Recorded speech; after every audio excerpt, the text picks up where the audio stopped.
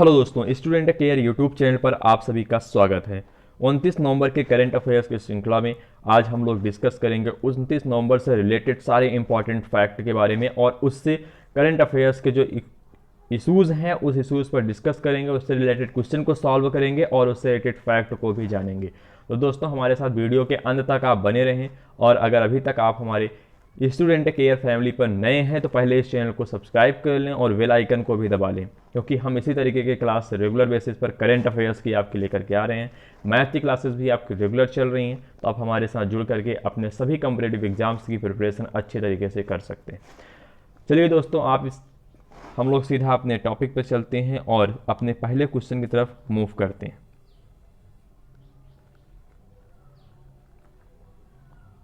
पहला क्वेश्चन हमारा क्या कह रहा है?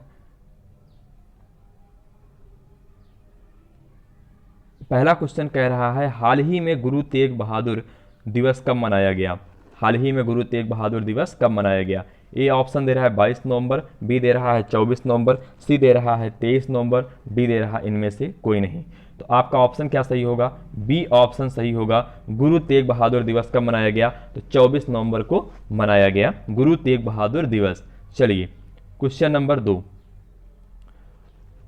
क्वेश्चन नंबर 2 क्या कह रहा है? हाल ही में दुनिया के दूसरे सबसे अमीर व्यक्ति कौन बने? हाल ही में दुनिया के दूसरे सबसे अमीर व्यक्ति कौन बने? ए ऑप्शन दे रहा है अमिताभ बच्चन, बी दे रहा है एलोन मस्क, सी दे रहा है बिल गेट्स, डी दे रहा है इनमें से कोई नहीं। तो आपका ऑप्शन क्या सही होगा? बी ऑप्शन सही होगा। दुनिया के दूसरे सबसे अमीर व्यक्ति कौन बने?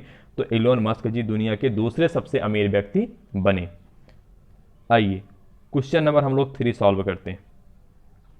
क्वेश्चन नंबर 3, हाल ही में आशीष राय का निधन हुआ, वे कौन थे? हाल ही में आशीष राय का निधन हुआ, वे कौन थे? ए दे रहा है लेखक, बी दे रहा है गायक, सी दे रहा है अभिनेता, डी दे रहा है इनमें से कोई नहीं। तो आशीष राय जी कौन थे? एक अभिनेता थे जिनका हाल ही में निधन हुआ है। आपका ऑप्शन क्या सही होगा? ऑप्शन सी सही होगा। आशीष राय जी कौन थे? एक अभिनेता थे। आइए क्वेश्चन नंबर हम लोग डिस्कस करेंगे 4। क्वेश्चन नंबर 4, हाल ही में किस राज्य सरकार ने हिम सुरक्षा अभियान की शुरुआत की है? हाल ही में किस राज्य सरकार ने हिम सुरक्षा अभियान की शुरुआत की है? ए ऑप्शन दे रहा है हिमाचल प्रदेश, बी ऑप्शन दे रहा है दोस्तों मणिपुर, सी ऑप्शन दे रहा है अरुणाचल प्रदेश, डी ऑप्शन दे रहा है इनमें से कोई नहीं। तो आपका ऑप्शन सही होगा, ए ऑप्शन सही होगा, हिमाचल प्रदेश। हाल ही में किस राज्य सरकार ने हिम सुरक्षा अभियान की शुरुआत की है? तो हिमाचल प्रदेश सरकार ने। हिमाचल प्रदेश के कौन मुख्यमंत्री हैं? चीफ जस्टिस सीएम कौन है वहाँ के? तो जयराम ठाकुर जो है वहाँ के सीएम हैं। उन्होंने जो है शिमला, हिमाचल प्रदेश की राजधानी क्या है? तो शिमला है। हिमाचल प्रदेश की 2 राजधानी हैं, एक ग्रीष्मकाल की राजधानी है और एक शीतकाल की राजधानी है। तो ग्रीष्मकाल की जो राजधानी है वह शिमला है और शीतकाल की राजधानी जो है वह धर्मशाला है। तो जयराम ठाकुर वहाँ के जो मुख्यमंत्री हैं उन्होंने शिमला में इसका उद्घाटन किया। इस अभियान के तहत कोविड-19 जैसे महामारी के साथ साथ टीबी, कुष्ठ रोग और शुगर या रक्तचाप की बीमारियों से बारे में जानकारी देने के लिए, लोगों को जागरूक करने के लिए डोर टू डोर कैंपेन चला रहे हैं। इस अभियान के तहत जो हिम सुरक्षा अभियान चलाया गया है हिमाचल प्रदेश सरकार के द्वारा, उस अभियान के तहत लोगों को जागरूक कर रहे हैं आने वाली सारी बीमारियों के बारे में, जैसे कोविड-19 महामारी के साथ साथ टीबी, कुष्ठ रोग और शुगर, रक्तचाप जैसी जो बीमारियां हैं, इन सारी बीमारियों से लोगों को डोर टू डोर जाकर यानी दरवाजे पर जाकर के लोगों को जागरूक कर रही है। ये गवर्नमेंट ऐसे अभियान को लेकर के चला रही है।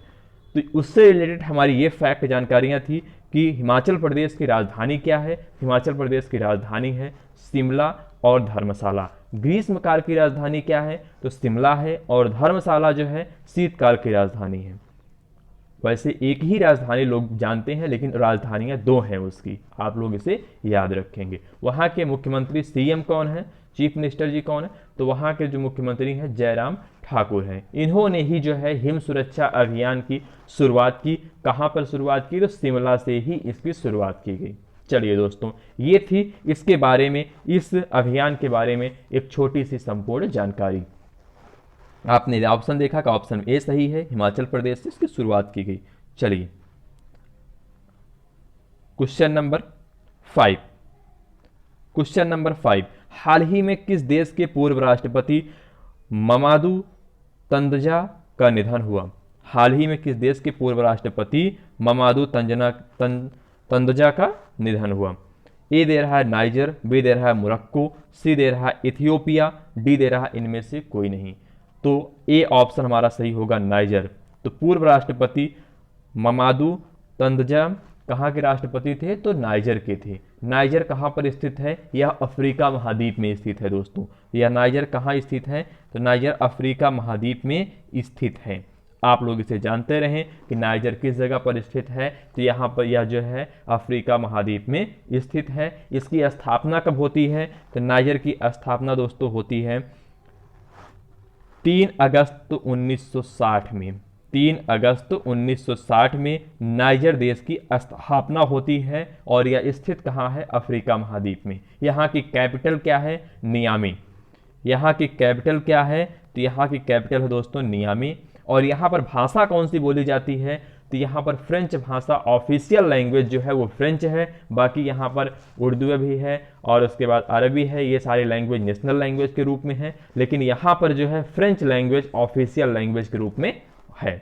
आइए दोस्तों, आपने इस इंपॉर्टेंट क्वेश्चन के फैक्ट के बारे में जाना। फैक्ट में आपने जाना कि पूर्व राष्ट्रपति ममादू तंदजा का निधन हुआ। वे कहाँ के राष्ट्रपति थे? तो वे नाइजर के थे। और नाइजर स्थित कहाँ पर है? तो यह अफ्रीका महाद्वीप में स्थित है। और इसकी स्थापना कब हुई? तो 3 अगस्त 1960 में इसकी स्थापना हुई। इसकी कैपिटल क्या है? तो यह इसकी कैपिटल है नियामी। और भाषा कौन सी बोली जाती है? ऑफिशियल लैंग्वेज क्या है इसकी? तो इसकी ऑफिशियल लैंग्वेज फ्रेंच है। तो इतने सारे फैक्ट के बारे में आप अपनी नोट्स में नोट कर लें। अगर नोट भी नहीं करना चाहते तो आप हमें व्हाट्सएप ग्रुप यानी टेलीग्राम से और व्हाट्सएप ग्रुप दोनों जगह से जुड़ के इसका पीडीएफ नोट्स ले लें, जहां हम इंपॉर्टेंट फैक्ट को भी अब आपके सामने रखेंगे। जो फैक्ट आपके कॉम्पिटिटिव एग्जाम्स में उससे रिलेटेड है वो सारे बहुत इंपॉर्टेंट है। अभी हाल ही में आपके एग्जाम्स होने वाले हैं दिल्ली पुलिस के, तो दिल्ली पुलिस जैसे एग्जाम्स में यहाँ से क्वेश्चन पूछे जाने की संभावना है। ऐसे ही फैक्ट रिलेटेड क्वेश्चन पूछता है दिल्ली पुलिस के एग्जाम में।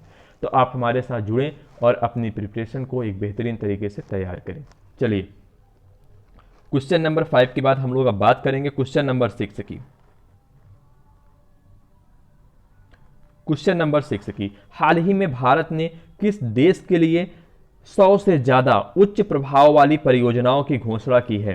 हाल ही में किस देश ने 100 से ज्यादा उच्च प्रभाव वाली परियोजनाओं की घोषणा की है? भारत ने किस देश के लिए 100 से ज्यादा उच्च प्रभाव वाली परियोजनाओं की घोषणा की है? ए ऑप्शन दे रहा है श्रीलंका, बी दे रहा है सऊदी अरब, सी दे रहा है अफगानिस्तान, डी दे रहा है इनमें से कोई नहीं। तो दोस्तों आपका ऑप्शन क्या सही होगा? आपका ऑप्शन सही होगा ए ऑप्शन सही होगा श्रीलंका। कौन सा ऑप्शन सही होगा? ए ऑप्शन सही होगा श्रीलंका। चलिए, क्वेश्चन नंबर 7, हाल ही में भारतीय सेना ने किस देश के आतंकवादियों के खिलाफ ऑपरेशन 500 शुरुआत की है?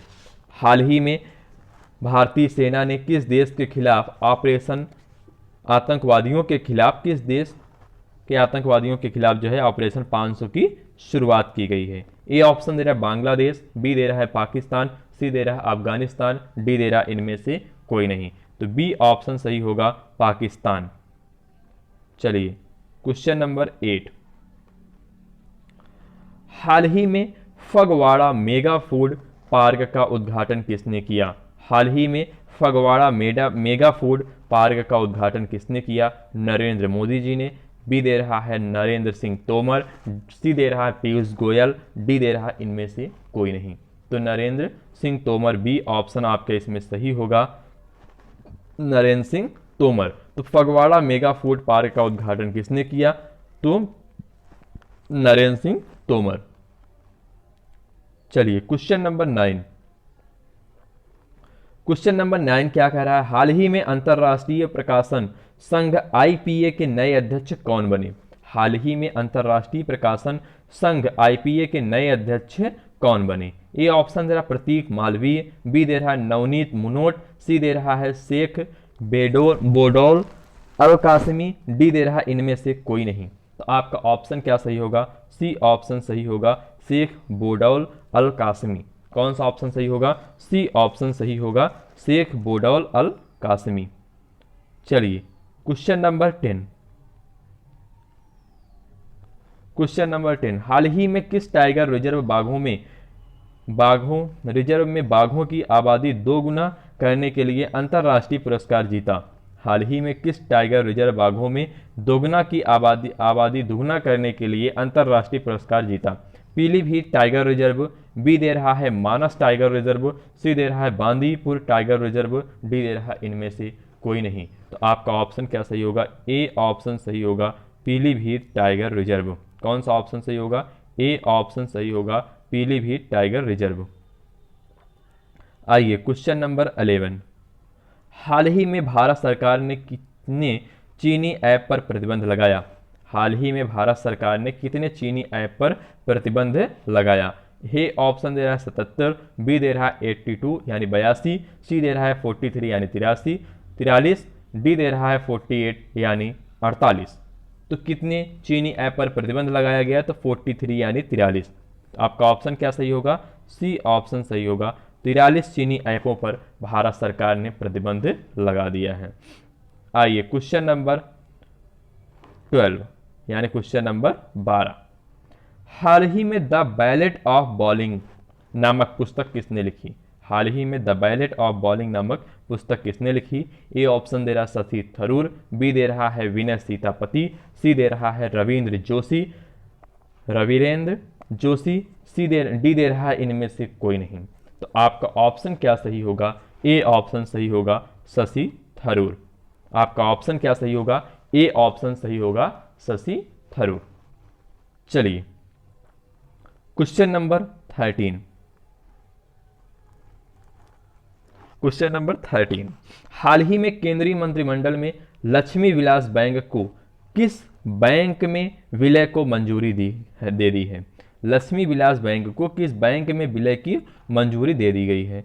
ए ऑप्शन दे रहा है डीबीएस बैंक, बी दे रहा है एचडीएफसी बैंक, सी दे रहा है आईडीबीआई बैंक, डी दे रहा है आरबीआई बैंक। तो लक्ष्मी विलास बैंक को किसमें विलय की मंजूरी दी गई है? तो बी ए ऑप्शन सही होगा, डीबीएस बैंक में विलय करने की मंजूरी दे दी गई है। तो लक्ष्मी विलास बैंक के बारे में मैंने डिस्कस किया है अपने पिछले करंट अफेयर्स के वीडियोस में कि यह आरबीआई में एक जो है निष्कासित की जा रही थी बैंक, ये बंद होने के कगार पर बैंक आ गई थी और इसके बारे में ये 7 व्यापारियों के माध्यम से शुरुआत इसकी हुई थी। तो मैंने इसके बारे में डिटेल में आपको चर्चा की है, तो आप उस वीडियो में जा करके इस बैंक के बारे में देख सकते हैं दोस्तों। चलिए हम अब बात करेंगे क्वेश्चन नंबर 14 की। क्वेश्चन नंबर 14, हाल ही में राष्ट्रीय दुग्ध दिवस कब मनाया गया है? हाल ही में राष्ट्रीय दुग्ध दिवस कब मनाया गया है? ये ऑप्शन दे रहा है 26 नवंबर, बी दे रहा है 25 नवंबर, सी दे रहा है 24 नवंबर, डी दे रहा है 24 नवंबर, डी दे रहा है इनमें से कोई नहीं। आपका ऑप्शन क्या सही होगा? ये ऑप्शन सही होगा 26 नवंबर। तो राष्ट्रीय दुग्ध दिवस कब मनाया गया? तो 26 नवंबर के दिन मनाया गया राष्ट्रीय दुग्ध दिवस। आइए क्वेश्चन नंबर 15। क्वेश्चन नंबर 15, हाल ही में किस देश के प्रधानमंत्री को नोबेल शांति पुरस्कार 2021 के लिए नामित किया गया है? हाल ही में किस देश के प्रधानमंत्री को नोबेल शांति पुरस्कार 2021 के लिए नामित किया गया है? ए दे रहा है ऑस्ट्रेलिया, बी दे रहा है अमेरिका, सी दे रहा है इजराइल, डी दे रहा है इनमें से कोई नहीं। तो आपका ऑप्शन क्या सही होगा? सी ऑप्शन सही होगा, इजराइल। तो हाल ही में किस देश के प्रधानमंत्री को नोबेल शांति पुरस्कार 2021 के लिए नामित किया गया? तो इजराइल के लिए नोबेल शांति पुरस्कार, ये पुरस्कार से रिलेटेड जितने भी इंपॉर्टेंट फैक्ट या करेंट इश्यूज आते हैं उस टॉपिक को आप जरूर से जरूर याद करें। मतलब very very very important topic होते हैं ये सभी कॉम्पिटिटिव एग्जाम्स के लिए। तो आप इन टॉपिक्स को ना छोड़ें, इसे इग्नोर बिल्कुल भी ना करें क्योंकि ये टॉपिक बहुत महत्वपूर्ण है आपके लिए। चलिए दोस्तों, हम लोग अब मिलते हैं कल अपने इसी तरीके से करंट अफेयर्स के डे वाइज टॉपिक को मैं लेकर के आता हूँ और उससे रिलेटेड फैक्ट को भी डिस्कस करता हूँ जो आपके एग्जाम के लिए बहुत महत्वपूर्ण श्रृंखला हमारी रहती है ये। तो आप हमारे साथ जुड़कर करंट अफेयर्स की तैयारी अच्छे से कर सकते हैं जिससे रिलेटेड आपको फैक्ट की भी इंफॉर्मेशन हो जाएगी। तो दोस्तों चलिए हम लोग मिलते हैं कल अपने 30 नवंबर के करंट अफेयर्स के बारे में डिस्कस करेंगे। तब तक के लिए धन्यवाद।